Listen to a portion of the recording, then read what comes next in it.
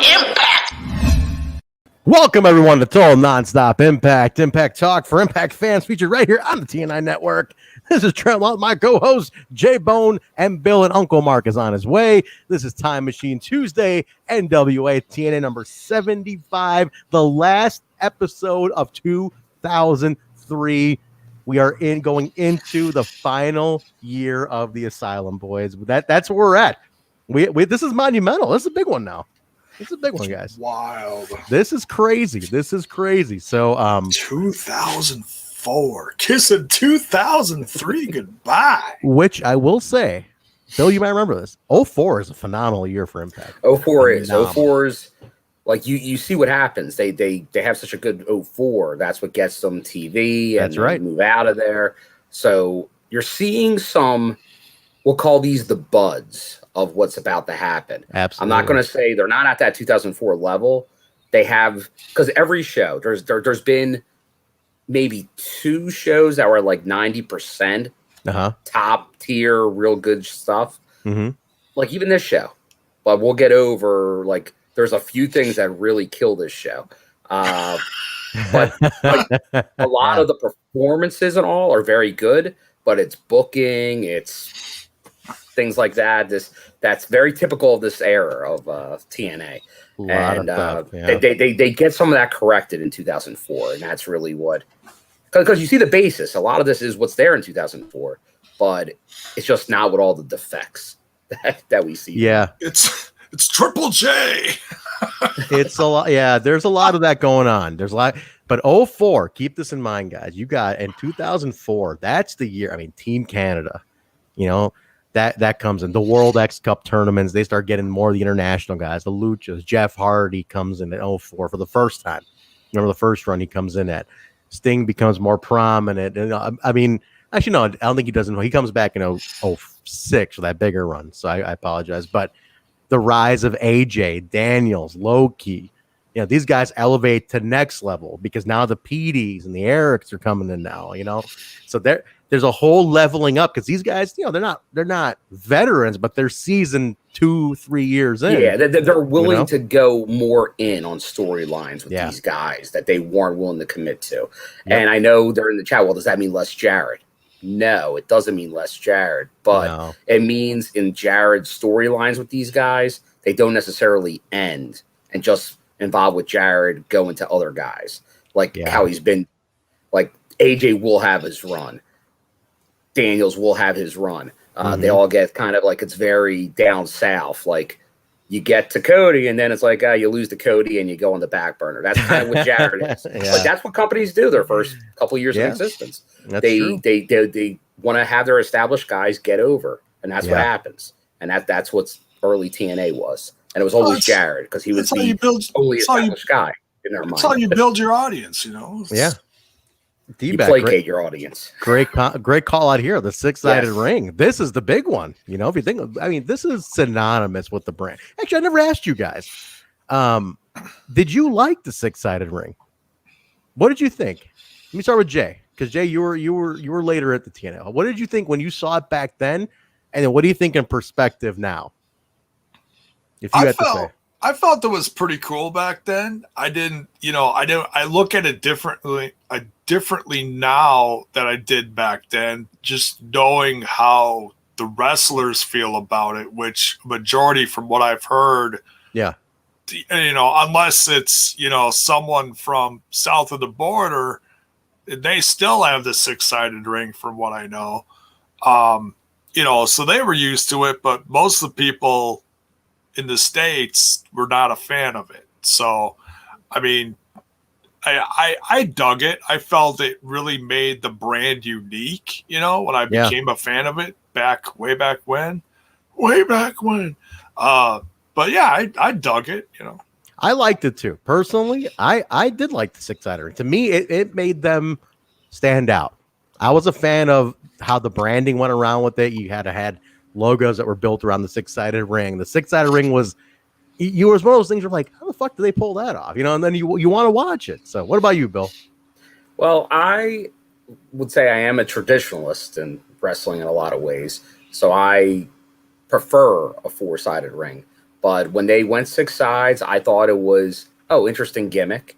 Like, because the luchador style, okay, I like it. I see what's going on here. And I think they did capitalize on it. They had their niche. It made you go, oh, these guys are different. So I get why they did it and why they stuck around with it. But I also agree when they decided to get rid of it. It was time to get rid of it as well. It was. I don't think that's like you have to be, once you went 6 sides, you're 6 sides for life. No, I don't think that was ever going to be the idea. I think it was a time thing. And it did give them, their heyday was 6 sides for the most part. But obviously, after Hogan, they had their biggest ratings ever when they were back to 4 sides. So they were all over the place with these. Yeah. But I have a thought. I think that was the way to go. But I have no problem with it. I think it served its purpose, but it's gone. And and everybody in the chat, give me your thoughts on that. I'm curious what you guys think of it too. But hear me out here, guys. 6-sided ring would have been amazing if you just kept it for Lockdown. Because it's not just 4 sides of steel, it's 6 sides of steel. That's how intense Lockdown is. It's a 6-sided steel cage, and then it's like, if you bring it back for that, that'd be cool. That'd be like a one-off. If they have a TNA show at one point, if they bring back an hour TNA show, and they do 1 pay-per-view a year with a 6-sided ring. And I guess that's the question. If they had a TNA show, would you want it to be a 6-sided ring show all the time? Or 4 sides maybe with a one-off pay-per-view? Because I would think a cage pay-per-view, like a Lockdown, you're like, our cages we go so brutal that it's 6 sides in this play. You know what I mean? That'd be kind of something. But real quick, I want to just tell everybody who's listening live, if you are watching live, YouTube, give the video a like. Make sure you subscribe to the page. If you're on Twitch, give us a sub, give us a follow, cheer some bits. Be sure to connect that way. If you do it right now, you're done. There you go. That's it. It's that easy. And don't forget, for our patrons, I'm going to let Mark plug this. There's a Patreon exclusive coming up. We're gonna put it on. We're gonna put it down after this recording tonight. I'll let Mark plug it when he gets on here. That's gonna be there. You go. And just for a page. So if you're not signed up for TNI Patreon, it's patreon.com/WeTalkImpact. Check that out. I want to give a shout out to D-Back Cub 85 on the Twitch representing. I don't give these shouts out enough, I feel, but I just saw this one because I actually just saw it. He has subscribed on Twitch for 15 months, and I think that's a whole run. That's a testament to how long we've been on Twitch. Yeah. So thank you, dude. Feedback, my man, dude. Thank you very much. That's the whole run. That's the Twitch run. You've been on since day one. Yes. Thank you very much. That kind of stuff, it blows my mind. To me, Patreon, and this is not anything just for if you're not signed for Patreon. That's only purely if you want to do it. But people who sign for the Patreon, subscribe on Twitch, cheer bits, whatever, it really is very appreciated by us because we're sitting here talking about a TV show, at the end of the day. And for you guys to want to contribute and support the show and support the habit, it means a lot to us that you guys do that. So we appreciate it. And we're glad it's received so well by everybody too. So thank you guys. And Paul. And I just want to say something real quick. I know some people have frowned upon us. I'm not going to name any names or anything. I'm not going to shoot. But some people have frowned upon us starting a Patreon. Look, it's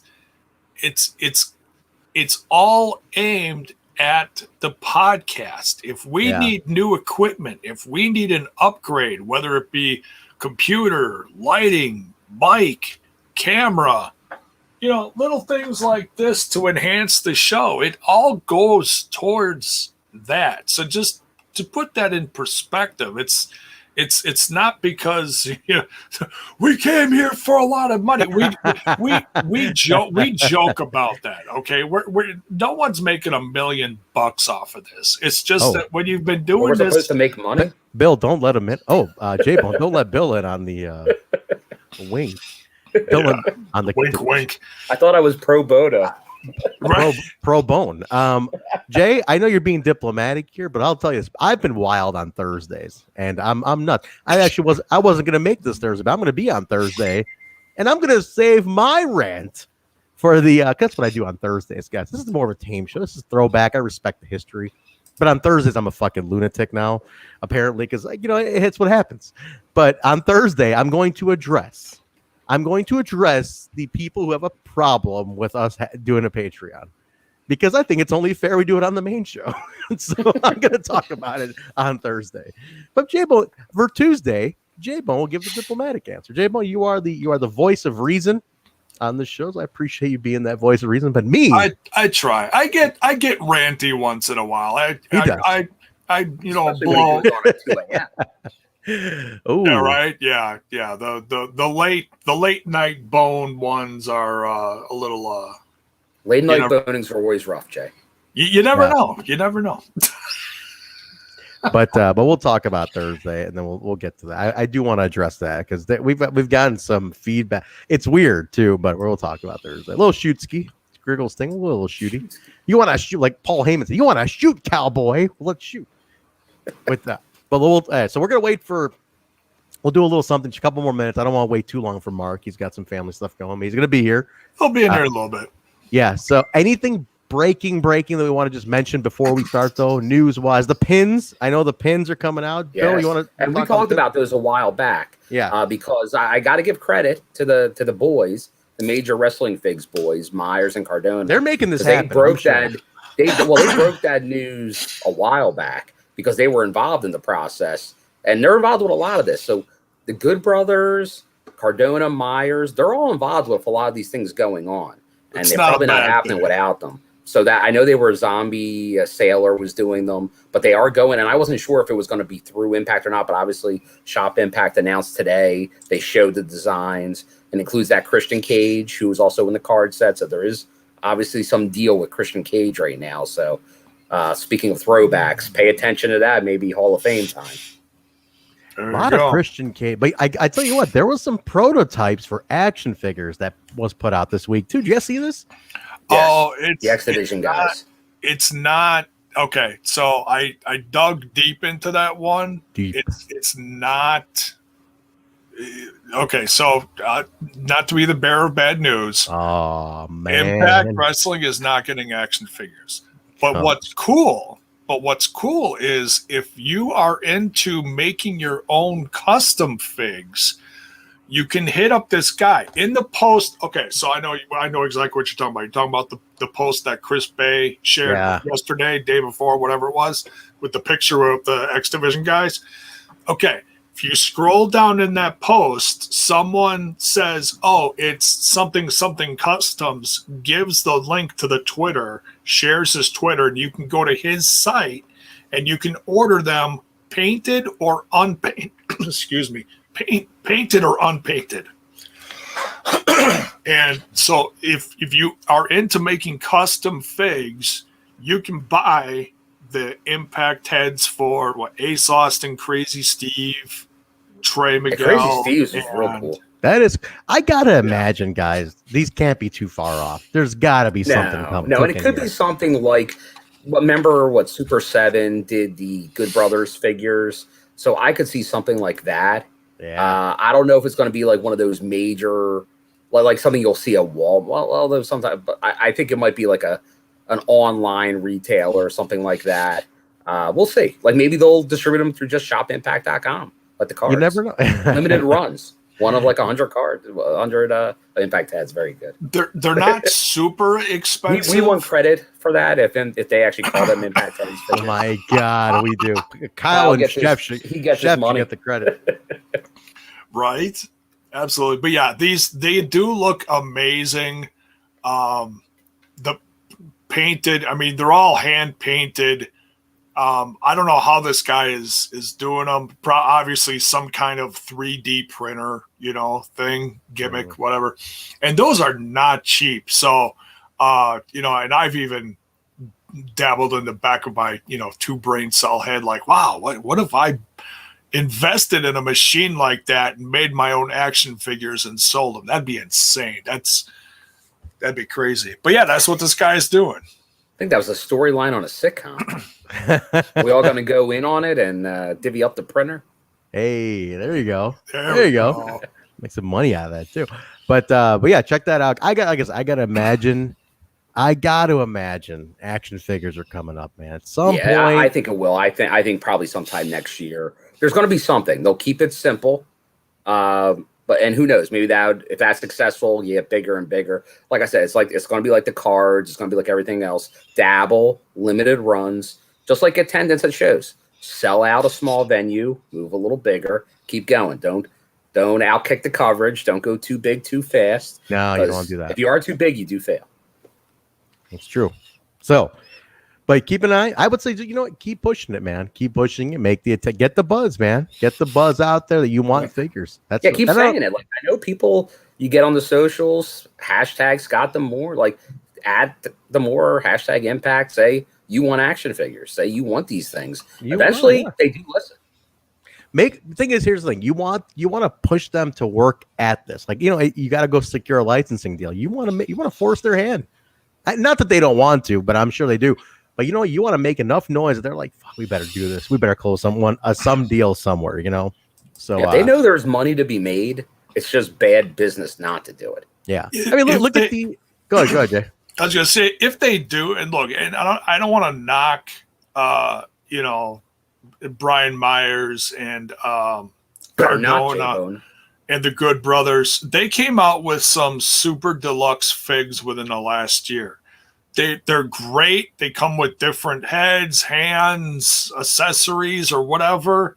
The thing is, they cost between $40 to $50 a pop, and it's like, it's like, all right, if Impact does do something like this, I'm really hoping it's more in the price line of what the AEW figs are, between 20 to 25. Well, that's like it's a great example, because some of the WWE ones that they still put out still look like garbage.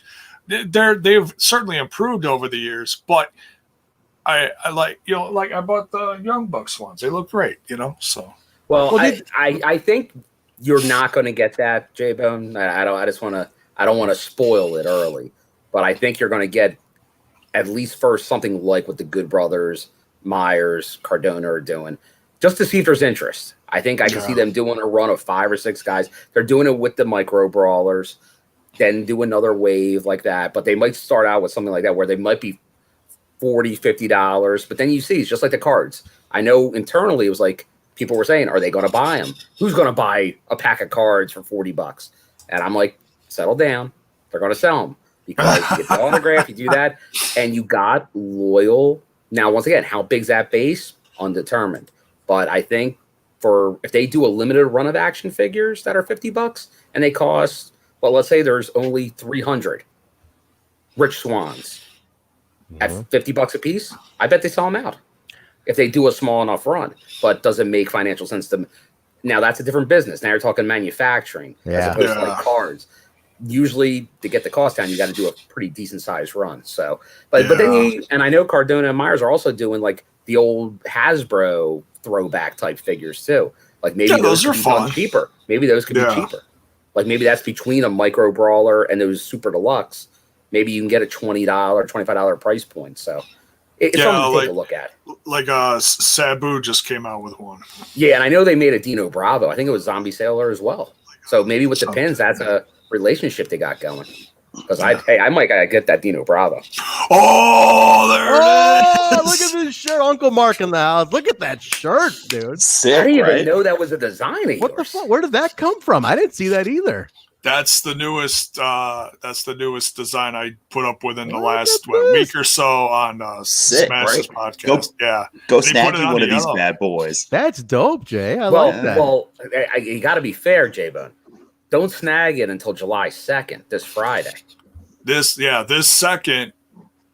It's a 1-day sale. That's the promo that they gave me. And I want my money back, J-Bone.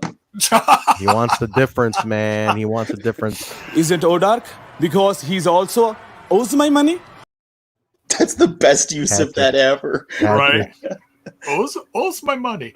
But yeah, July 2nd, head on over to the Smash This Podcast shop. 1 day only, 20% off. Get you some brand new merch, just like this gentleman got. Now, And I added a ton of new stuff today. Oh, and by the way, this shirt, you can pick like 15 colors or something, and the quality of the shirt is actually really good. I It's feel like not that's better like than the Pro Wrestling Tees deal. Like you can only choose one color at Pro Wrestling Tees. Yeah. you better like Pro, that Pro Wrestling Tees has a lot of variety, but they need to do more options per shirt. I just don't get why you can't pick a color with them. Yeah. You know what I mean? Yeah. It should be like they have the color. I don't get why that is. I'm very curious why that is. What and the upgrade to get a better shirt is like what, $4 or $5? Like if you want a soft shirt. Yeah. If not, it's gonna be like one-ply toilet paper on your ass. But thank you, Mark. Looks good. Does it look okay in person? Because sometimes on camera. Okay. Yeah, no, it looks awesome. I actually got 2 shirts in the mail, one from an artist that I was just buying to support, and I opened them both. And this one, the quality is so much better than the other one. Like the other one, I just threw it to the side and was like, man, this is a rag. So yeah, it's good stuff. It's better than those OnlyFan artist shirts. Thank you. Yeah. Wait. Nice. All right. Phil, we're on air this time. Oof. But we let's start. We killed about 20 minutes for Mark to get it. So we did Appreciate successfully. that. No problem. So we watched. What's it called? Shit. Well, I did a little hit the treehouse before I came here real quick, but shit, it's that new Pixar movie that just came out on Disney Plus. What the fuck is it called? Luca, excellent, good stuff. Yeah, right. If you like Pixar movies, it's another winner. Nice. Okay, it's not Cars 2. Or it's There's Cars a 2. Cars 2. No, Whatever is considered the worst Pixar movie. Cars 3. Cars 3. What a disaster. There should be if we're plugging shirts, so there should be a sale on the Hemi t-shirt site too, which is also owned by Pro Wrestling Tees. It's called Below the Collar. So I'll put that out there for everybody too. Got a couple of bills to pay, guys. We're back on the road in August. Shows are back on, baby. I need a side business. I guess you're going on the road. You're going on the road. Everyone's got a side business. We got a show booked in August. First one back. Yeah. Oh, nice. Yeah. But all right, let's get started, guys. Let's do this. This is Mark. I set this up earlier. NWA-TNA number 75, the last show of 2003. Before we go into what is a epic year for TNA, 04 is a huge year. What I do like, guys, you guys notice this? On the app, they did not put the little recap shows that Mike Tenay plugs at the end of this one. That there's a best of and like a recap, which would have been technically 76 and 77. They didn't add them in for 2003. Then the first show of 04 on the 04 block on the app is episode 76. We go right into 76. So but we're gonna keep going. We'll just go on time. We're not gonna. Which makes sense as they do it, they promote it. They're promoting that next live show. Yes. Yeah, exactly. So it wouldn't make sense continuity wise for them to do best ofs. Exactly. I can't believe they actually sold best ofs, even if it was dirt cheap. Yeah. but yeah, thanks for Zach for reminding us. The Pro Wrestling Tees holiday sale is going to be coming up too. So we have our banner ready. Jay, it starts on the 1st or the 2nd? That goes from the 1st through the 5th. Beautiful. Get those too. We got our shirts up there too. Yeah. Let's check those out. And Mark, one thing I wanted to ask. So can you plug what's going on Patreon after this real quick? Yes. So tonight, directly after this, we're going to take a short break, and then we're going to go live again for Tier 3 patrons. We are doing a watch-along of the Sting versus Vampiro WCW Monday Nitro feud, and then we will do a review recap right afterwards, same broadcast. And Alicia is joining us for that too. Yes, Alicia will be on for that. So everybody here's a WCW fan. We can't play it on YouTube. It's a react, right? We're doing a react. Oh, I thought we could run it. It's on Vampiro's channel. He's pirating that shit. Oh, yeah, anyways. it's on Vampiro's channel. Yeah. So we can just do it. It won't be. We'll just get let's try it. See what happens. I mean, Vampiro doesn't own the rights to that shit. Aha. Right. We'll figure it out. We'll do something. We'll figure it out. We'll talk in a few minutes. All right. Okay. But all right. We'll get to that in a few. But in the meantime, but yeah, join us for that, guys. If Here's you're not an signed up for Patreon. Treehouse Theater. There you go. There's an there you go. And Mark, I did mention that on Thursday I'm going to rant about the people who have a problem with us making money on Patreon. I'm saving that for Thursday because that's where I go nuts, and I'm not even talking about the show anymore. This is a chill show. Yeah, this is the chill. Our boy in here, there was a nice little piece of feedback that says I should save that.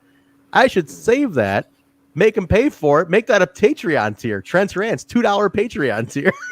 That's what I should do. So for $2, I'm gonna start a Patreon where I just fucking rant. Wait. I like run it on Russo's channel. Oh, right now, if you go to that affiliate one, it'll be the only thing people watch. I think that's what Zach's talking about. All right, Zach, you're winning with the comments. That's a good one. All right. Anyways. All right, we're jumping in, everybody. December 17th, 2003. Trent was on his buddy Dave's couch ordering Chinese food. Bill, where were you? Hey, well, thanks, Mark. Thanks for stealing my gimmick. But go ahead. Yeah, it's like you're gimmickless now, Trent. You might as well just go home. He is home. Go ahead, Bill. What were you doing? December 17th, 03. December 17th, 03. There's a good chance I may have been with the family, may have been downtown. At this year, it's the Wanamaker building, but it was probably Lord and Taylor then.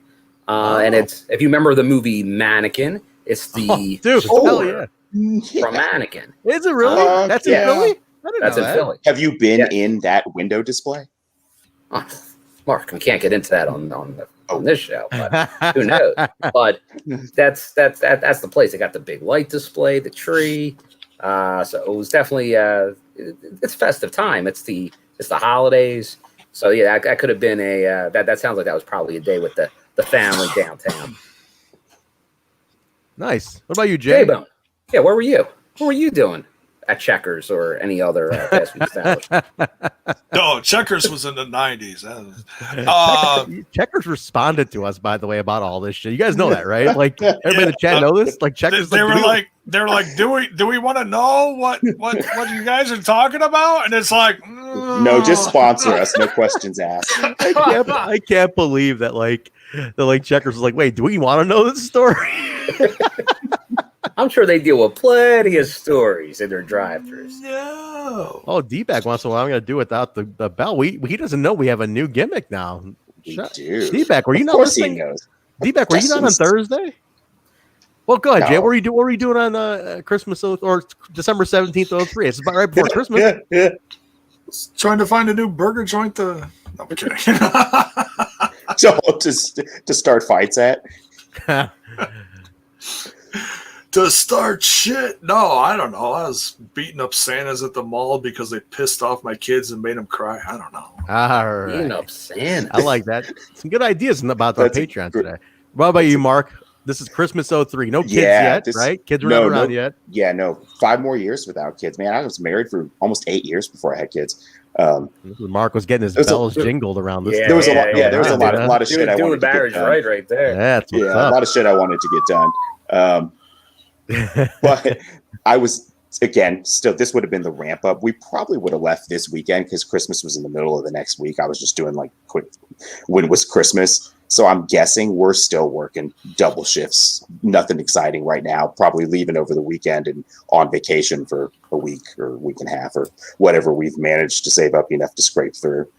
Could you imagine, Mark, like this 17 years ago, no kids, younger, him and his wife just buck ass wild, probably fucking like still working their asses off, but like weekends and lots shit, of work.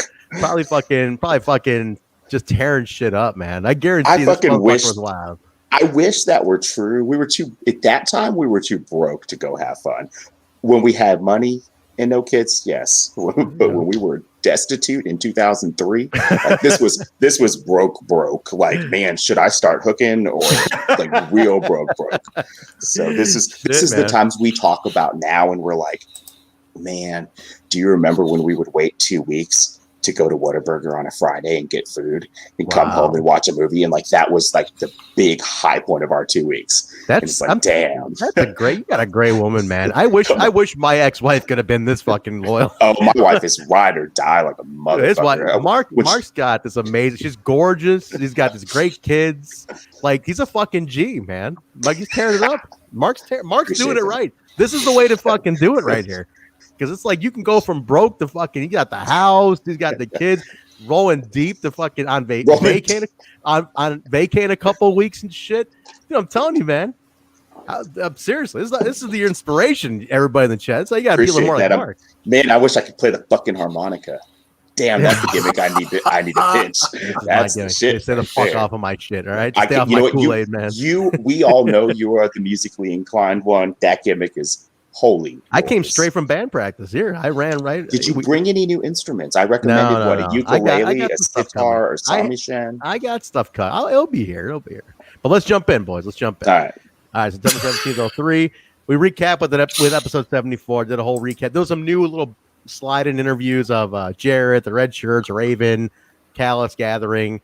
They talk about the cage and everything. So just a couple of little insert interviews there. We kick it off. Eric Watts addressing the FaZe locker room and assuring them he's doing a good job. I love this. It's like, who did all this? Me. I did all. Like, he's basically trying to justify himself. And I love. It says Jeff Jarrett threw an injunction in to not put the title up. The old classic 30-day rule, guys. Titles have to be defended. If you defend it once within 30 days, you're good. The board agrees, but January 7th, he has to defend it against the winner, whoever makes the pinfall in the main event, which is a very convoluted way to do that, by the way. I love this. AJ complains, what about me? D'Lo complains, what about me? What about my shot? Goldie is like, who's the board you keep talking? I thought you're running this place, goddamn it. And he's like, chill out, baby. And she's like, no, who's this board you keep talking about? So the dissension in the ranks here. Didn't you Dreamer? Yeah, she's like, well, that's the thing is like, don't let this line slip by because this gets touched on later in the promo when they all hit the ring later. And it's funny because she's like, wait, you told me you ran the company. It's like, wait, you're a dentist. You're not a doctor. I thought you said you were a doctor. It's like one of those things. That's what I was putting in the chat. Real quick, I do want to mention it before. Big thank you to Truck for hosting the watch along in the Discord. Yes. So everybody who just watched it like an hour ago, thank you for watching, being fresh, and coming right into this show. Thank you to Truck for hosting that. Yes. Truck has been literally the fifth Beatle. Really, just totally. A lot of little extra things here and there just to help the brand. And thank you so much, Truck. Yeah, Truck's the man, dude. Truck. A lot of stuff behind the scenes he's been doing. Thank you very much. Yeah. Today runs down the card with the new animated match graphics. How about this, guys? I wrote down very 2002, but better than before.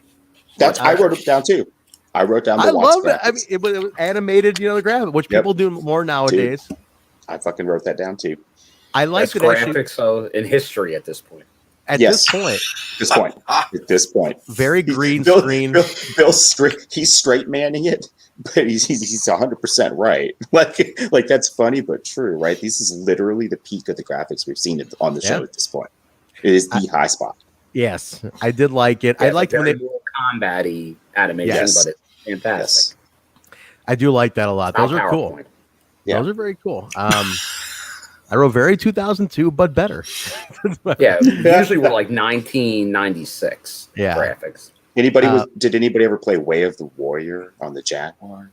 Kind of look like that with the cut out. Yeah, I had the Jaguar. Three-dimensional guys. This was a very WWE thing, right? Isn't that a car? Yes. Oh, settle down, J-Bone. It's a luxury sports car. Well, yeah, right. what did I don't know. And it's an Atari 64-bit video game system. I had a 2600. Me too. I did as well. Back in 1984. I still got it. How'd you do in man. Pitfall?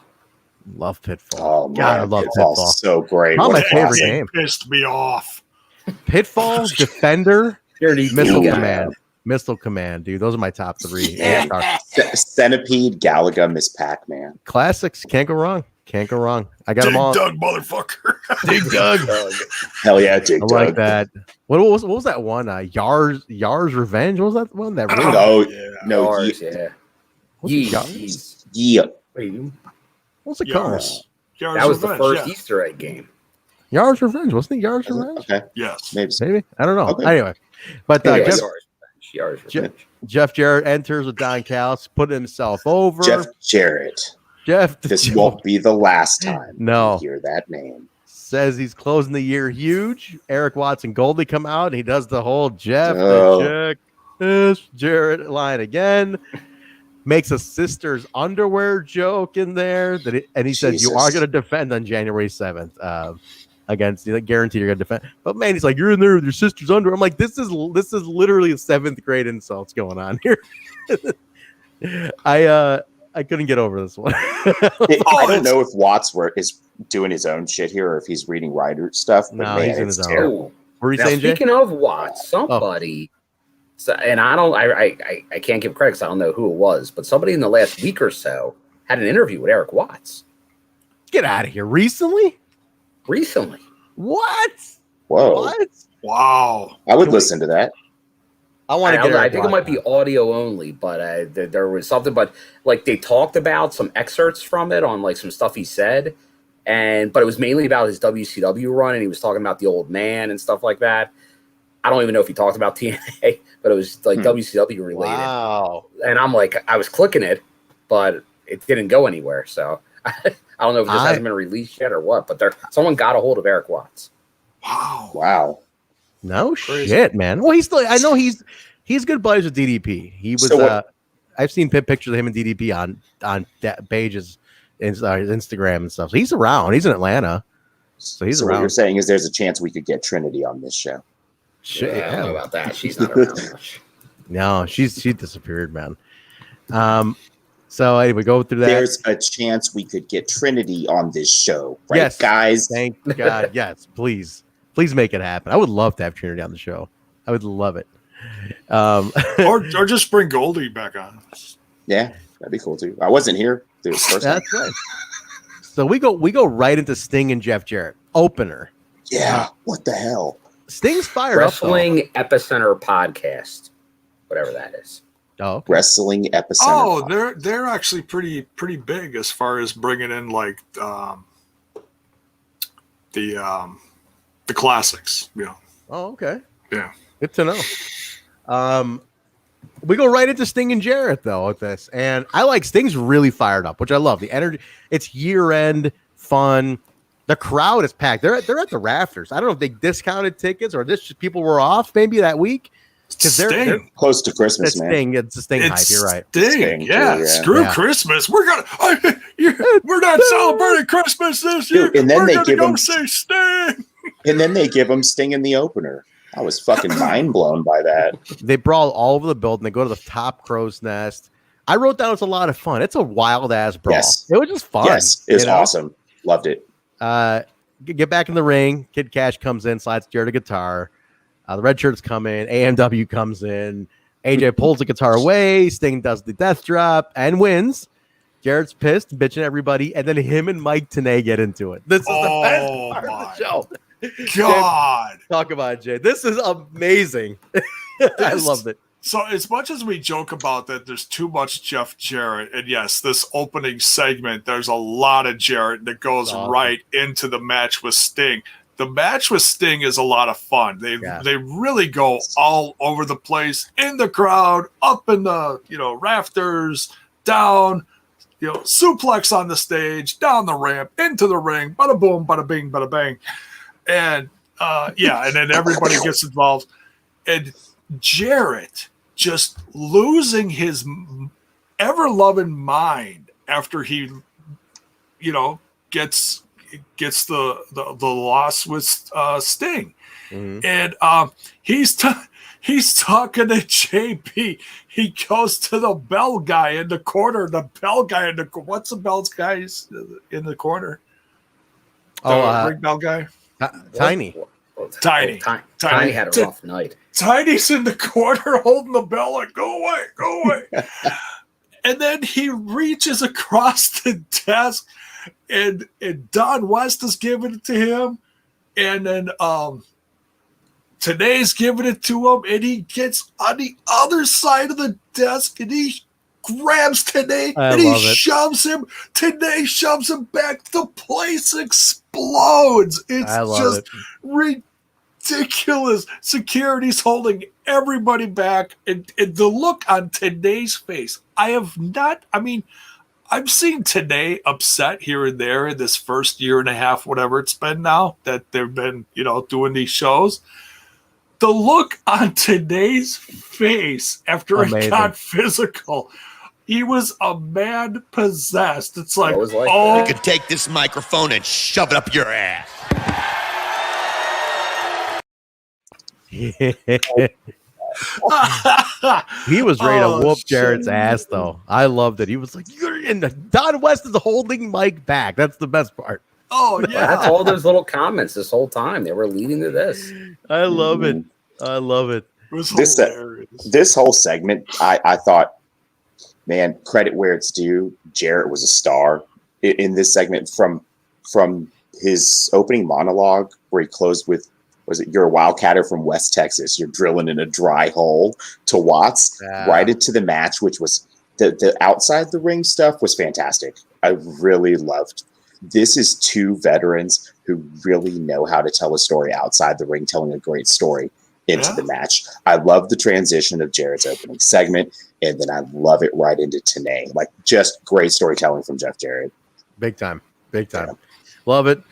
Scott Hudson. A little long for me. I'm not going to. It was. I'm not going to sugarcoat it. He had some good stuff, but he rambled on. That was a long promo. Well, the promo into the match, it was a lot of chaos. Yeah, I hear a lot of going on. The match was good, so that kind of makes you kind of, if you put them together, it doesn't seem bad, but it was too long of a promo. It was the stuff with TNA was really good too, though. Real strong finish with TNA. Oh yeah, TNA stuff made it. Sting wanted to make Midnight Mass. He's like, no, I'm going on first, guys. Hey, Sting was busy tonight too. Who's on first? Yeah. Scott Hudson. Ding! With the gathering, talking about the By the way, where the hell is the bell? I don't even know, man. She's dodging me now. Just dodging me now. I got this, though. There you go. It seems like a sad substitute. I'll get it back. It's not. After this episode, the bell should look. I mean, rest in peace. I don't like that. Nah, the bell's coming back. We're getting spoon to coffee cup for those on audio is not a. Hey, there you go. Wait. Let me test this. That was a bowl. This is a coffee cup. Nah. No, it's not the same thing. It's not the same. All right. Well, Raven, we'll stick with this for now. Raven's hand looks huge in this segment. A lot of bell. There's a great bell later on. Smart Jarrett and Bell, though. Yeah, a lot of Jarrett. Dude, if we did the bell for every time Jarrett came out for every match, dude, this bowl would be destroyed. Clock. I think at one point Jarrett was on screen. Someone was timing it. And he was on for like 37, 38 minutes. Oh my God. Are you serious? In a less than 2 hour show? Are you kidding me?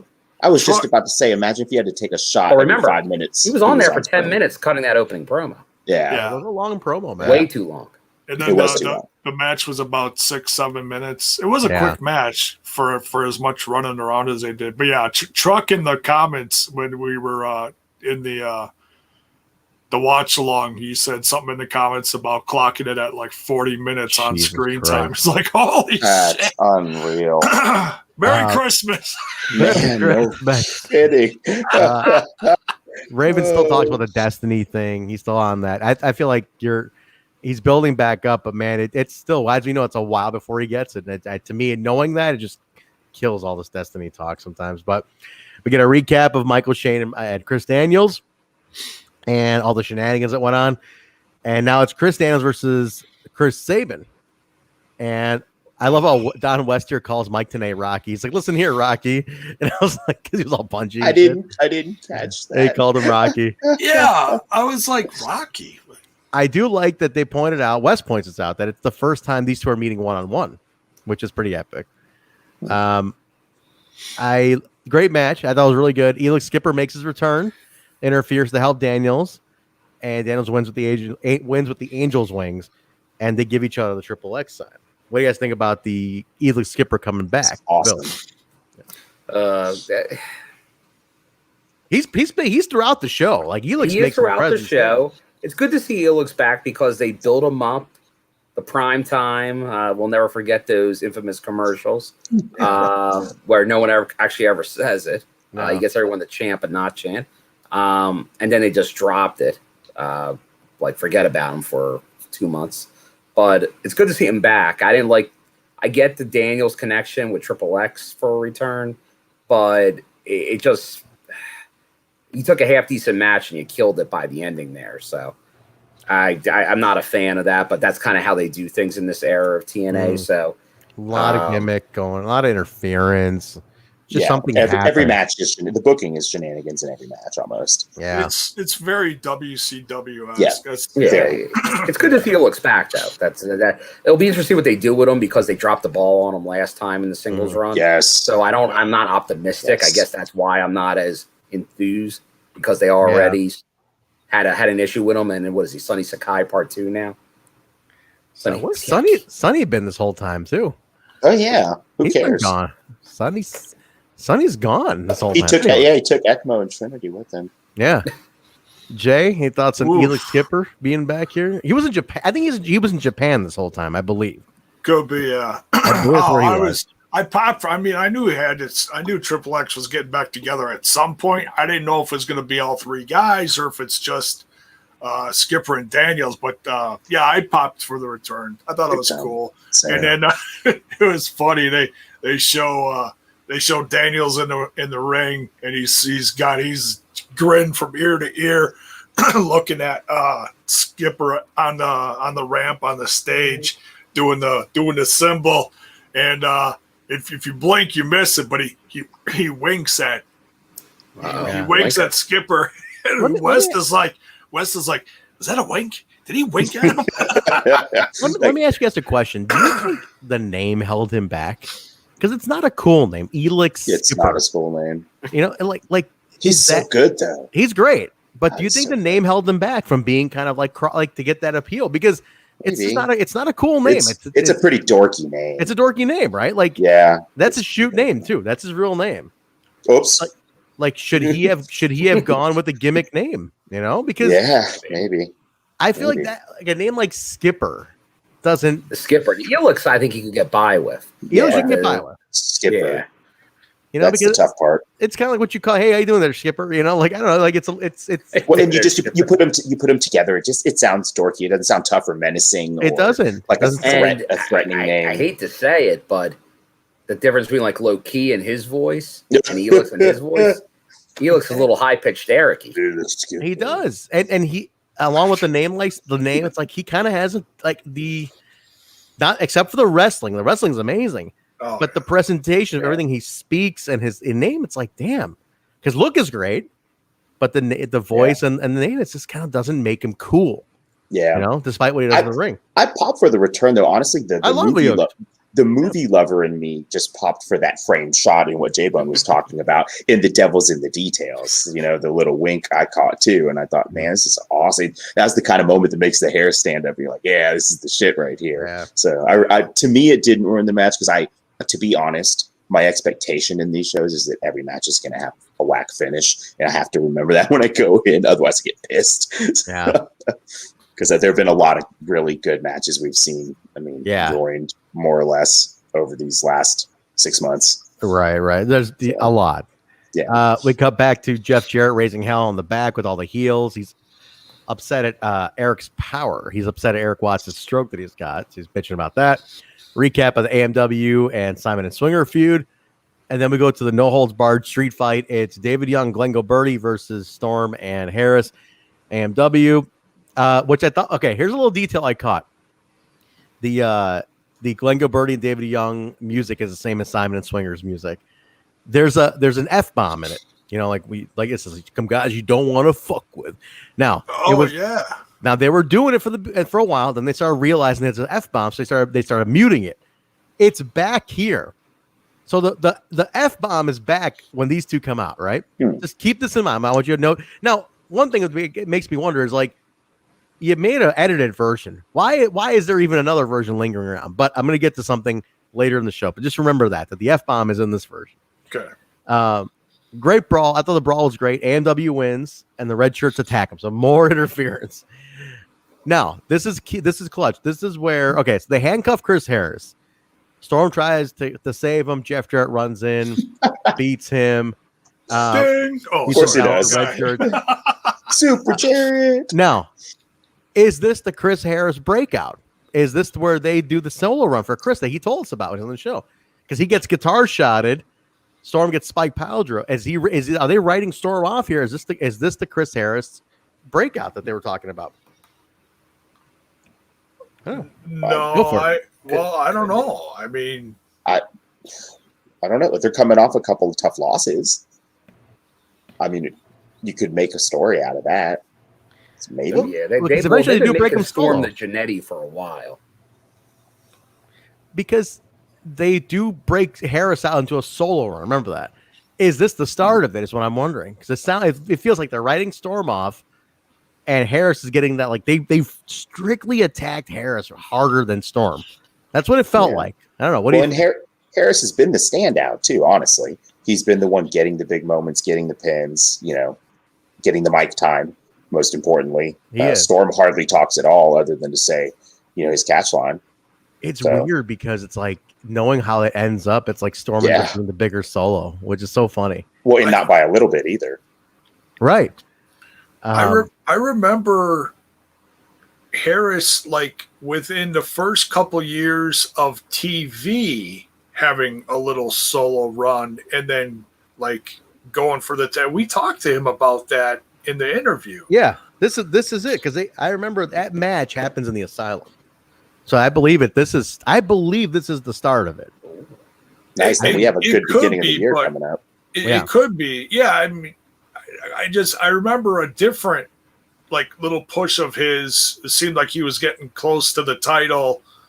I don't know what was up with Storm, if he was injured or what, but the focus was on Chris Harris, and it felt like he was going to win the title. And then it didn't happen. And then they put him back with Storm. But that wasn't – it's like I remember watching that on TV. So I don't know if there's something else has happened in early 2004 too or what. I'm not sure. I don't know, man. Shit. We'll see. This is interesting, though. They set up something for sure, which I think is interesting here. So this is something to keep an eye on. Is the AMW – it's not a breakup, but it's I think this is where they start running with Harris. We go to Scott Hudson with AJ and D'Lo talking about the match with Simon and Swinger. Did this match have the stakes? Because at one point they said the pinfall winner gets their dream match. But I was like, when did that come into play here? Because I know the winner of the main gets to call a title shot. Did this tag match have stakes on it too? No. I don't recall that. No. They called it a dream match because D'Lo Brown is back and he's tagging with Styles. And he cuts a great promo though. And it's against Diamond and Swinger. So damn. Yeah, he cuts a great promo though. D'Lo's solid here. But go ahead, Bill. I mean, he's it's like a refreshed D'Lo coming back. It is, and it's good to see D'Lo, although when he doesn't have his old music. That hurts.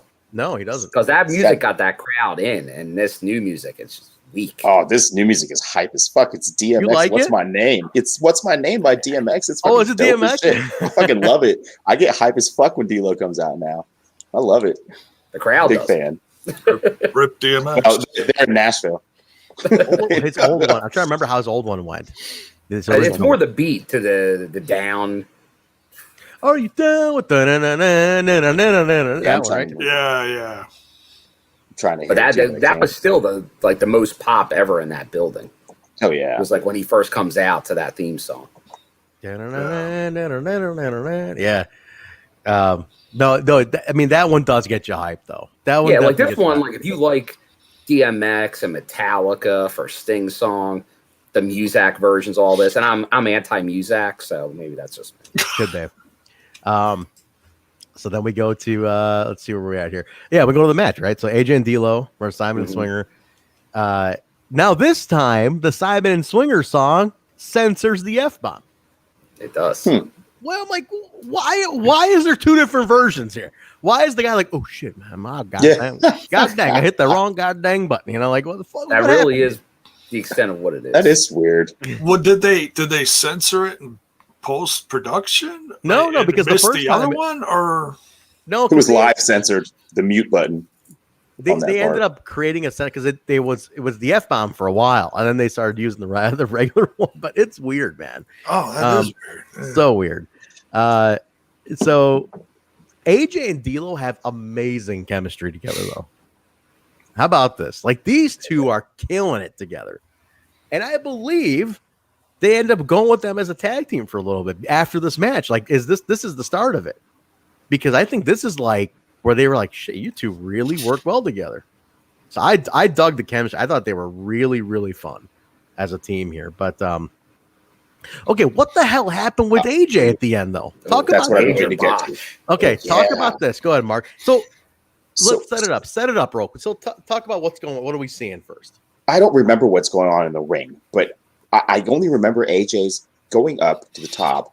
To do a move like the Yeah. D'Lo's setting up, To do- right? right. To So synchronize D'Lo's going off the D'Lo's top. doing a full Yeah. star, and AJ's supposed to do whatever off the ropes, and it looks like Jarrett comes to ringside, and Well, you don't even see Jared in the screen. You don't find see out him. later You don't about see him. Jared, 'cause he missed the he's off camera, and it looks like he's at ringside or on the ramp, and it looks like AJ looks over, goes to do whatever he was going to do towards Jarrett, hesitates because Jarrett's not in position or too far, Mm-hmm. and I guess stumbles on the rope or something and falls to the floor. And thankfully, camera cuts away, and commentary does an absolutely amazing job. TNA immediately picks up on it, and West builds on it immediately to cover it up. Thankfully, television, they've gotten the television experience at this point, because if this had happened 8 months ago, the cameras would have been right on fucking top of AJ, like, you know, just filming him on the ground. But instead, they cut away What happened back to to the you? ring. To me, it looks like AJ hesitated because Jarrett wasn't in position, and then changed his mind again and just kind of fell. Clipped his Ish. foot. Like what? I mean, can anybody tell exactly? I couldn't. I what happened here. rewound it a few times. It looks like his right foot catches on the rope. You know, not Okay. catches, but just kind of maybe grazes it. But it's enough, I guess, when you're doing something crazy like that. That Which I don't know. I'll point out some a lot of live experiences with AJ. AJ's known in the business. He trips on the rope a lot. He slips off the top. Are you rope a lot. kidding? I didn't know that. Oh yeah, I mean, I've seen him he- live. I never realized that. he does that. He has a lot of botches off the ropes, and kidding. he was still doing that up until his last run before he went up north after he left TNA. No So, kidding. but I don't think this is actually one of them. I think this is just purely on Jared, and he knew because D'Lo was going, so he had to go when D'Lo went. That was the move. Right. So he had to fall due to a rope that Jared was about 100 feet away from. Oh, so you think he That's what purposely Tenay- did it? I'm not giving Tenay credit because Tenay used that reason. It's like Jared pulled the rope.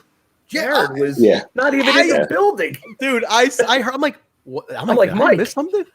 Stretch. hey, good, Literally a great, stretch. great Mike job went though, from pivoting great to that. early, and I think he gets brutal the rest of the episode. I think this might be one of Mike Tenay's. Maybe he was glowing with the assault on Jared, but I think he had maybe his worst episode the rest of the show. No kidding. Well, when Wow. I get to the main event, I think it's absolutely brutal. His main event call. No shit. Wow. I didn't. Yeah, I gotta go back and pay more attention to it. But the whole Jarrett grabbed the rope. I'm like, did I miss something? The guy was Yeah, nowhere that was near. It was awful. something. Like, They were Mike just Tenay on the fly trying to treated us like a bunch of idiots. cover it. Yeah. I mean, you could just say he slipped. That's Yeah, fine. you could. That's They- that's what you say, but he didn't want to say it. I mean, just say he slipped. I mean, that happens. You've people. Yeah, he fall. probably maybe he thought it would blow the story angle I because he guess, knew Jarrett was but- supposed to be Too out much there, protecting but the business wasn't. there. Like I suppose, but to me, it's like slipping happens. You fall. People botch. It happens. Yeah. But Simon and Swinger win. Now, do you think it was is this a pivot? What do you think, Jay? Is this a pivot because of the error? Like, because AJ couldn't complete the whatever sequence it was? Did they pivot on the win? Because it did look like, because it happens later on too, by the way. Another straight up botch, but I think they have to pivot on. But was this a pivot? Do you think? Like to just on the fly, called something else, and it was supposed to go the other way. I don't know. I'd have to watch it all back again, but yeah, the botch does look pretty brutal. The fall's pretty brutal. I don't know. I enjoyed the match. I mean, like everybody was on 10 tonight. Yeah, and the crowd was on fire. So there was it didn't feel like. I mean, we joke about too much this or too much that, but they didn't really feel like there were a lot of low points in this episode. No. I texted Trent when I was watching it, and I said, even when these shows are bad, they're always fun because there's so much action. So even if that's the thing, you don't agree with the shitty finishes or the lack of storytelling or the awful promos, sometimes, man, there's so much fucking shit going on that it's still a quick watch. That hour and 50 minutes goes real fast. Yeah. They get a title shot as a result.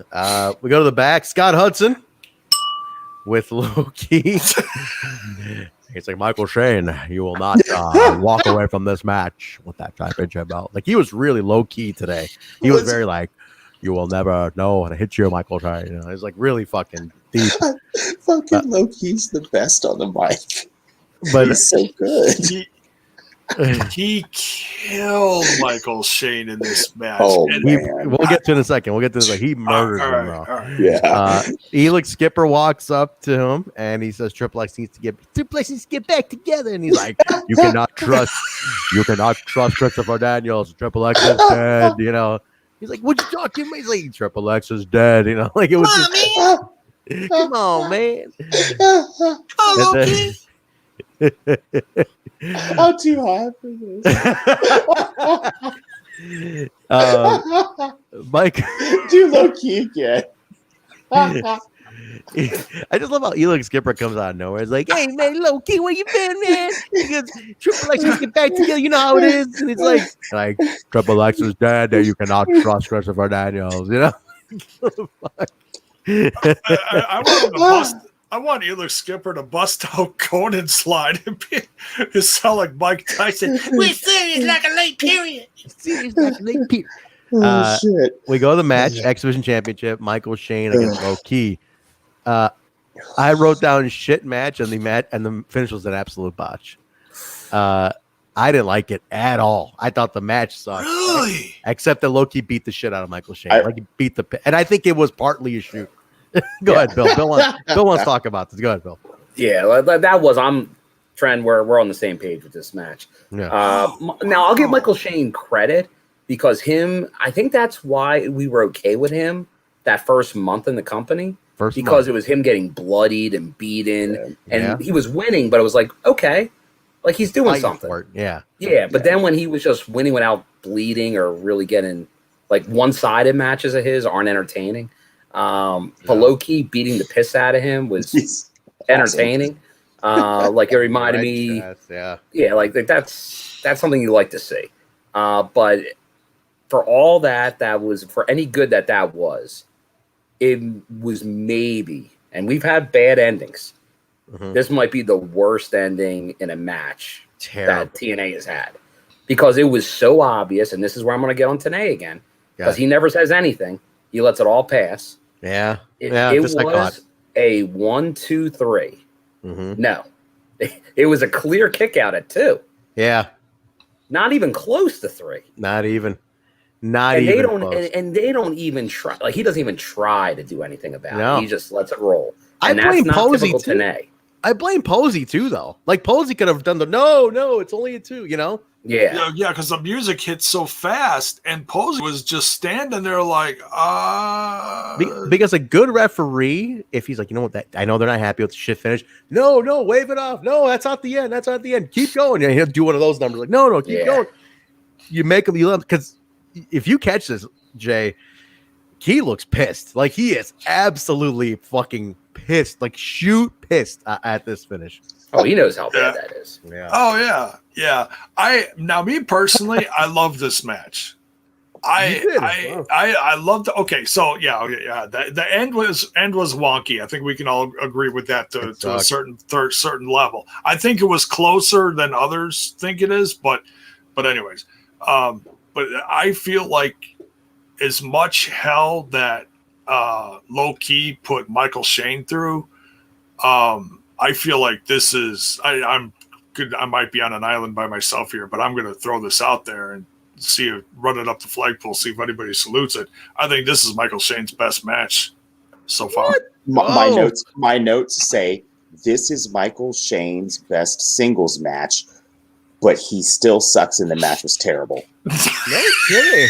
Wow. Yes. And my other note above that says Michael Shane punches suck really bad. Yeah, look, D-Bac's saying the same thing. It's bad singles matches. Yeah. This match was good overall for exactly the reasons already stated, though. I as well enjoyed Low-Key kicking the shit out of Michael Shane, so I kind of liked this match. I guess that's the part everybody likes. Yeah. You know? Michael Shane sucks, dude. He sucks. He walked away just like by the end of the match, Shane was bruising up bad. It was visibly like, whoa. Low-Key killed him. Yeah, he did, man. He put it on him.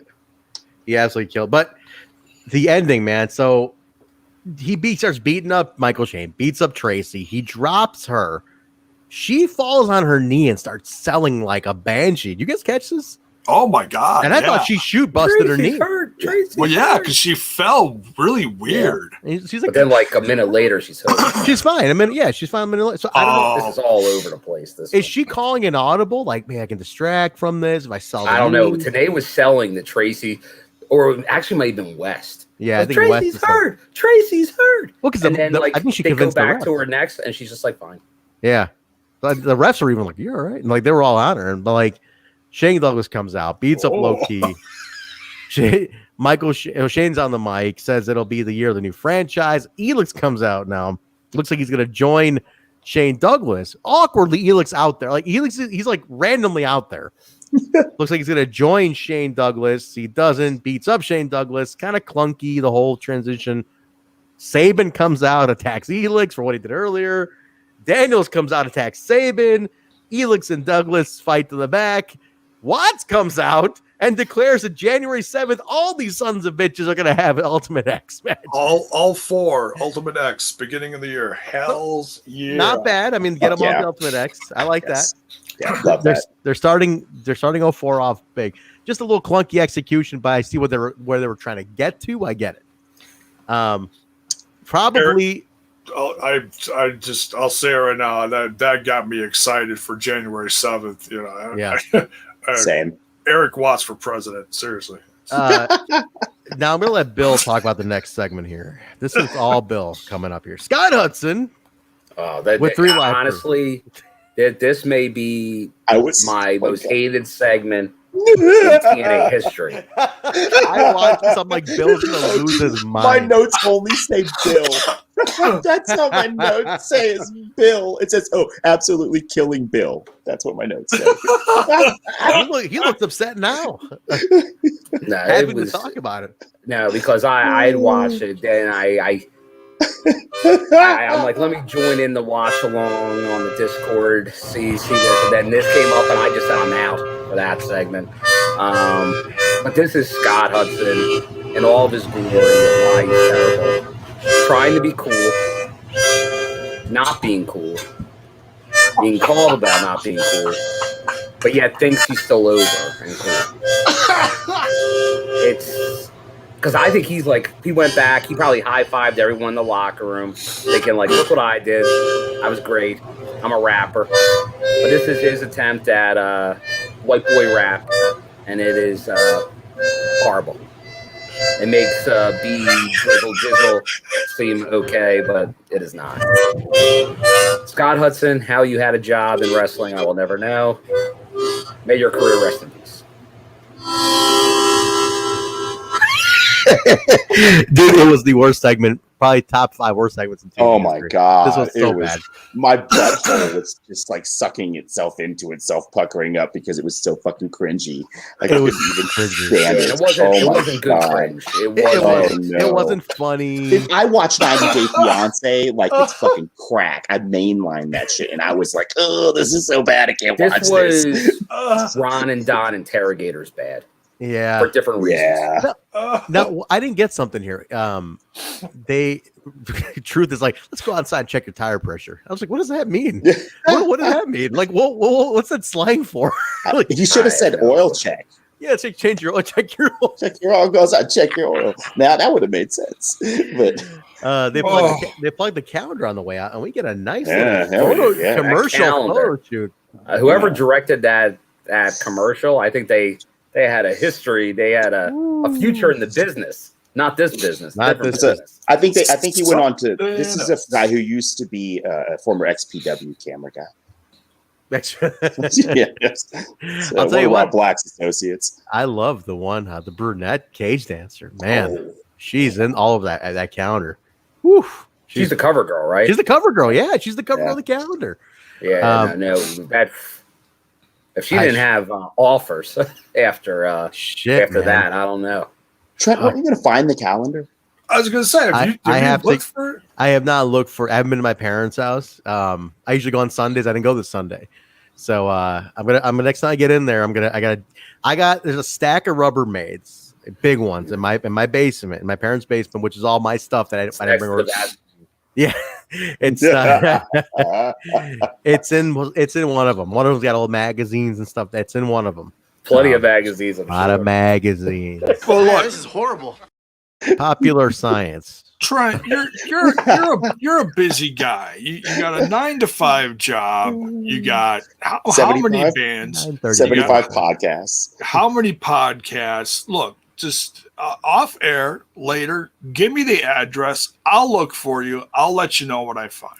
You got it. Jacob will happily look for that calendar. You got it. I show up. It's like 15 hours later. You'll Trent, go blind, J-Bone. Just like your friend is still here. We've fed him all day. do you have some? Do you have a calendar from 2004 you promised to give him? Like, And then Trent's mom would be like, Uncle is this? If the 80s don't come back and get they uncle for real. said uncle is on this show we're watching. Throwback. That's funny. That's the funny part. right? Holy shit. I want you guys think about something. Storm, Sabin, Swinger, D-Lo, all still on the show today. To this day. Sabin. Yeah. Did you say Sabin? That's a Sabin thing. Yeah. Sabin. Yeah. Isn't that crazy? Like Callous. Callous to this day. Isn't that brilliant? He's still in the business. Yeah. I mean, well, as far as in the business, Not on our show though, but Daniel's in the business. Sting, yeah. Kazarian was not on this one, but Low key. low key. Is he still? Yeah, he's still around. Is he Still still doing around? He's around. but, He's around. He's in MLW. He's not on the show though. So then we go. When does PD arrive? This coming year, 04. This is where Team Canada starts. Oh, nice. So this is interesting. TNA and West, we go back to them, and they dedicate the show to the troop that captured Saddam Hussein over the weekend. Yeah. I saw signs in the audience, something about something. There's a couple of soldiers too. There's a couple of soldiers. Mm-hmm. Yep. Elder patriotism in TNA. Yeah. I just love the cultural touchstone. Like, I mean, that's what really brings back the memories. You know, we watch these and they bring you back to that time in wrestling, but often they're so contained within the arena itself, they don't touch on what was going on in the outside world. You know, but the fact when they do, and it's big like this. Like when Hacksaw came in, it was when they had like the footage of the nighttime, the guns going off and the missiles and all that. So you kind of knew like that was the timing, and this is obviously the capture and the statue going down. Yeah. God, it feels like yesterday. Honestly, like I remember when all this happened. It's blowing my mind. It's that long ago. Yeah. Yeah, that's correct. And then to dedicate this, I mean, that's like shit. What a timepiece, though. Yeah. You know, what a timepiece. So Scott Hudson, with all the heels, says Callis is batting 1,000 today, so we'll see what happens with him. I'm sorry, my notes stopped here. I'm sorry. but now, then this is before that. It's from TNA and West plugged the merch in the 2 weeks of best ofs. Now it's the main event, the cage match: Raven and the Gathering, Punk and De Niro versus Abyss and Redshirt Security, Legend and Northcutt. I really wrote down everyone gets involved. Everybody's involved. Everyone in the building. Everybody who drove in to this building is involved. Yes. Punk does a very good top rope cage elbow. Ooh. Oh, which is what they. God. Which, Bill, you remember whenever they have plugged Punk, especially when he was hot up north, they use this clip. This was the clip they would always use. This is a big TNA clip. This is a big TNA clip. It's a big one. Good elbow. It's a good elbow. It's a good elbow. Man. Nice Sting, spot. Sting even comes down. I mean, everybody's. I mean, this is like cluster city. But the crux of the match is the Gathering give a concerto to Raven and turn. Abyss pins Raven. That's it. I wish I was in the watch along. Did everyone go nuts? I didn't remember it coming. I forgot all about this. They were playing this one almost every week. I don't think recently, but within the last year, I know there was a stretch where they were playing this one a lot, where they screw over Raven. It's like the turns. And I was like, it started looking familiar, and I was like, "Holy shit, is this the one?" They were playing this in the between segments on Twitch when we were doing the watch-alongs. Yeah, for sure. I think it got a though. Like, huh? Yeah, that's how it ended. That's it. They went off but it's a year-end show. They went off with a big bang. Sting, got Sting in for the last appearance for the night. And you go, I'm sure there's the fanfare after it goes off the air. The shock of Raven, but how usually after the camera stop, they most likely had Sting kind of do a fanfare to everybody. Merry Christmas. We'll see you guys in a couple weeks, kind of thing. And that's it. So, but packed crowd. I mean, I give this for a very convoluted show. Crowd's hot. Crowd is absolutely hot the whole night. Holiday season. Everybody's drunk. Christmas. Yeah, cheer. You're off. Why not, man? Yeah. But that's the show, guys. It kind of went quick. It was a very smooth, quick show. Very fast show. A lot happening, and that's it. That's number 75, and we're off. Well, we're not off, but they're off for 2 weeks. They come back in 04, which again is the last year of the Asylum. This is it. But I'm very excited for 04. I mean, Mark, we talked about it before you came on, but Bill and I touched on it, and Bill, you could reiterate. It's a huge year for TNA. 04 is a big turning point. Dude, this is probably 04 until 09. Like 04 and then 09 is the next monumental year. Absolutely. 04 is monumental, and then 09 is monumental. Yes. I was looking through the future in the next 6 months. Mm-hmm. Dave needs to come on for episode 100 when Jeff Hardy comes up. 100%. 100%. Oh, yeah, that's a good one. I remember the day. I remember we were at show. That's one of those ones I remember because it was on fire. Huge. Got him a lot of buzz. I remember that one too. Big one though. But that's a huge one, guys. But 04, yeah, like Bill said, 04 to 09. He's so right because every year you go from 04 is the big transition year to Orlando. 05, you got the rise of Raven finally getting the Rhino. Christian 05? Christian comes in 05? Where does he come in? 05. Christian comes in 05. Sting 06, officially full-time. Angle 07. Joe gets there. I mean, this is like AJ's veteran set. Daniels, rise. Team Canada, I mean, it is like every year after this is like boom, boom. And then not to mention something Bill and I really remember, the merch. People want to really brag about AEW doing what they do. Guys, I can't emphasize it. Bill, you know this. TNA had toys in every store, not just one. They were in Toys R Us. They were in fucking Walmart. They were in fucking Target. They were everywhere. TNA was everywhere.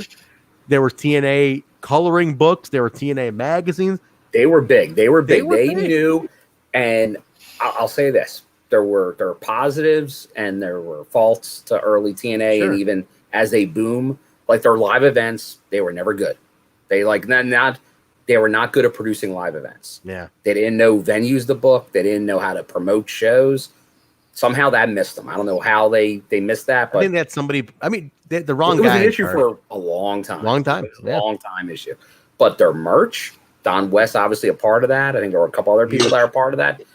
They knew merch. They got licensing deals on everything. Yeah. It's very up north like, and that's how you do merch. Because like AEW, they do T-shirts for indie wrestling fans, and they'll throw a toy here and there, but they're nothing like up north merch wise. No, absolutely not. But they are more like a T-shirt company that does wrestling shows, but they don't do merch like TNA did merch. They did merch, man. I had a TNA coloring book. I have it still. That's next to the counter. And I bought it because I'm like, what the fuck am I gonna color? But I bought it because it's TNA. I bought it. You know, I wanted the TNA coloring, but I have a fucking TNA coloring book. But like the board game, I got the board game over. The board game, they had the fat heads also. The wall clings was a big. You do not have the fat heads. They had the fat. I didn't have any. No, I didn't have any. Oh, okay. They sold fat heads. They sold the wall. That was during Jeff Hardy's era, right? Yes. I think there was a Hardy, a Styles. There was a Hardy. There was a Joe. There was a Joe. There was an Angle. There was a Sting. But they had they had the wall clings. They had dude, they even had like the stuff that WWE does, like the Valentine's Day cards and the birthday cups and the fucking. People tend to TNA the revisionist. Valentine's. Dude, I'm telling the revisionist bullshit that like people like bounce like the spin. It's like, dude, this company. Remember, 2 million people on Spike TV when WWE was doing 5. Consider the context here. That's what I'm saying. They were out there, man. Dixie, they were number 2 when wrestling was something. Yes, and when it kills me when people say this bullshit like, "Well, AEW is the first competition WWE's had," and it's like, well, yeah, if you're measuring 1.5 million to 400 and 600,000, yeah, I guess they're like the gap is smaller compared to 2 million to 5 million. But to say that they're the only competition that WWE's had in 20 years is absolute horseshit to me. Because these guys were nipping at their fucking heels when they're getting Angle and Sting and Christian and Booker and Steiner. Don't tell me that's not competition. Don't fucking tell me that WWE wasn't trying to kill them as much as they're trying to kill anything else. Like that's bullshit. Look at it now. Yeah. Even during the end of the last Jarrett, the Global Force, the early Anthem, that's their whole main event scene now. Exactly.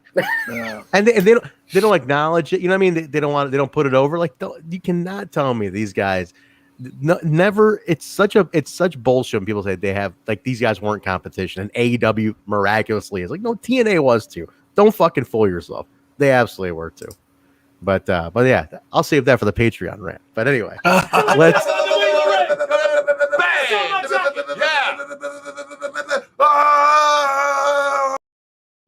So we're gonna let's wrap it up because we gotta do the Patreon content. So let's wrap this one up here. But that's it, guys. That's episode 75. That's the last episode of 2003 for the Asylum. We're going into 04 now for 76. What's up, Mark? I was just gonna say one final note. This is a great way to end the year, though, because while this whole show wasn't great, I came out of this broadcast on a high. This was a great time for the turn and a cliffhanger. It felt perfect good. ending. It did. It absolutely did. But let's wrap it up. Let's get our plugs in here real quick. Bill, where can they find you? They can find me mainly on the Twitter. Also, same on the Instagram. My name, William M. Gardner, Gardner. Very nice. Mark, where are you at? You can find me at Mark World Order. That's MARKQ World Order on the Twitter. But more these days, you can find me on the Total Nonstop Impact Discord, which you can get to from the link in the description here. Join us on the Discord. Things are really popping now. A lot of watch-alongs, a lot of people in and out, hanging out, a lot of activity, a lot of discussion. Good shit. Discord's become quite a nice place to hang out. We just popped over 100 people. And you know, I'll tell you guys can also make your own channels on Discord too. Don't forget that too. If you guys want to create your own, make a channel to discuss anything else, you can do that too. Discord's not limited in that sense. So, but we prefer obviously keep the Impact chat to our friends here. But letting you guys know, like Discord is a multi-use platform, so it's not like something we own or we control or things like that. Just want people to know that. So there's a little confusion. I mean, I do moderate it though. Like especially we get a lot of these weird bots in that are always posting about fucking what is essay writing and shit. Is there an alternate universe out there that where essay writing is like a really hot thing, a big commodity? I mean, my guess is that, because Discord is a gaming platform and service first, there's a lot of that age group in there, and so maybe they're just blanket targeting Discord servers. They'll keep coming in, post to like randomly 5 channels, and then I ban them or they leave on their own, and Jay bans them or somebody bans them. So there's some level of it. If it pops in like after midnight and I'm up for a couple hours past that, there's usually someone. A good clue is if they get into the Discord, we usually welcome them pretty warmly. There's a few people that usually do. It's either me, Mark, or Truck, and if they don't respond, it's like, I wonder about you. Plug it, Jay. Where can people find you, though? You can find me over in that other little podcast called Smash This Podcast. Where are you guys with the fist? I'm doing the fist gimmick here. Sorry. Anyway, go on. Everybody, get your fist. Wait, let's. Never mind. Everybody, start fisting. Oh, damn it! I was trying to, it's like it's coming out of the mouth, and you're like, "Goo." Wait, I'm fisting, and it's coming out of where? Never mind. Shut up, J-Bone. Just shut up, Bonely fans. Keep it to the Bonely fans. So you can find it on YouTube and Twitch and all the socials, the Facebooks, the Twitter box, and that Instaneck. And for the bone on the go, the audio portion of Smash This Podcast is on anchor.fm/Smash This Podcast. And look at this sweet ass gear that my brother Mark just bought. Thank you. Jiminy Christmas. Very nice. Sale on the 2nd. Nice. Tip your bartender. Guys, you can get me at Transberry on Twitter. Also, the Backstage Boys podcast, what I do with Basil. We released a new episode yesterday. If you want to check that out, we interviewed Jay Rose. I guess Bill knows who Jay Rose is. Jay Rose, really nice guy. Really, really nice guy. He's involved in indie wrestling. Great interview. I'd never talked to him a minute prior to yesterday, so it was a great interview with him. Check that out. Passion. He's got a lot of passion. Check it out. Just type in the Backstage Boys podcast. You can find it. This show, all audio platforms, Apple Podcasts, Stitcher, SoundCloud, Google Play, iHeartRadio, TuneIn Radio, Spotify, Pandora, Amazon. Rate, review, and subscribe, guys. YouTube.com/Total Nonstop Impact, Twitch.tv/Total Nonstop Impact, ProWrestlingTees.com/Total Nonstop Impact, Patreon.com/We Talk Impact, guys. Give it a look. Couple tiers. I might add a rant tier, honestly, a $2 rant tier. I just bitch about anything. Let's make it $1 and see how it goes. All right. I love that. I want to just complain on microphone. I want to know who wants in on that. So check that out, guys. I just want to complain on a microphone. I just do. I love it. Dennis Miller style rants. Facebook, Twitter, Instagram at We Talk Impact, guys. Give us a follow. Connect with us. Check that out. Discord link in the description below. We appreciate that. We're lining up some guests leading the Slammiversary, so stay tuned for that, guys. We're working on. We should be getting some word probably after the holiday. I'm going to assume after the holiday we'll probably have some word on maybe next week. That's what it feels like. Yeah. There's a holiday. Coming. Oh, yeah. Where are you at? Where are you at, son? Aren't you watching the show? It's all about America. Where are you at, son? Middle of the summer already. It's going so fast. It is. It really is. But the guys, that'll do it for us. Tomorrow, TNI UK will be on noon Central US, 6 p.m. UK time. Bison, Joe, and Steve. Connect with them. They're gonna break down a little bit of last week's show, preview this coming Impact and Access TV. Check them out. Afternoon show for them. And Thursday, flagship watch along on Twitch for Impact and Access TV. Bill, J-Bone, and Truck, probably most likely Truck, I guess, is going to be. Yeah, and then get there for that first hour, the BTI hour, with a big match, huge match announced for that. Yeah, the champ, Deonna Purrazzo versus Kimberly. I can't believe they're doing that on BTI. That's a freebie on BTI. Check that out. That's the biggest match since Josh and TJP. The watch along starts at BTI, guys. So get in on BTI. Get on the watch along on twitch.tv/Total Nonstop Impact with BTI through the show. Then we go with the post show, breaking it all down after Impact Next TV ends.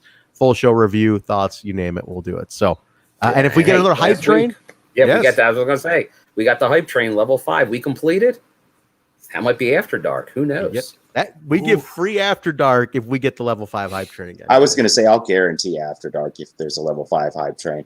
Boom. And also tier 3, we will be back live in about 25 minutes with our Sting versus Vampiro WCW Monday Nitro coverage and watch along. Cool. I got time to go to Taco Bell. I know that's a lot of time, J-Bo. I was thinking about that too. Yeah. Well, how about this? You guys, I'll share it right now. My drummer just texted me, and he's like, "Dude, I forgot my wallet in the studio," and he hasn't gotten the updated key card yet for our. So you gotta run over there. So he's like, "Could you come meet me?" And I'm like, "Fuck, man, I just got home." so if we're doing 25 minutes, I can probably make it. And if not, you guys start, and I'll jump in. But we'll do it for sure. But I'm going to leave right away. So you guys go and do your 25 minutes till we start that. So take a break. But yeah, so check it out on Patreon, guys, and then we'll be doing that. All right, let's wrap it up. Let me go ahead and get this bastard in where he's going. So, all right, that's going to do it for us, guys. Join TNI UK tomorrow. We'll be back with Patreon content. Everybody have a great night. Thank you for joining Throwback. Next week, episode number 76, first show in 04. Guys, we'll talk to you later. Have a great night, everybody.